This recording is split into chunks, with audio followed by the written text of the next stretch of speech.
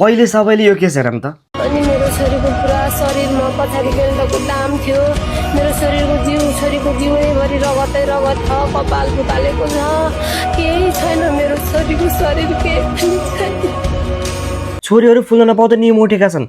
कसैको त यसरी बाहिर आएको छ र कसैको त आएकै छैन। कसैले किन गर्छ यस्तो? यसलाई रोक्ने कुनै उपाय छैन? छन्, तर अब आउने नयाँ सरकारले सबैभन्दा पहिले के काम गर्छ भनेर सबैको चासो रहेको छ। त्यसैले सबैभन्दा पहिले निष्पक्ष रूपमा यो केसको छानबिन गरेर दोषीलाई कारबाही होस्।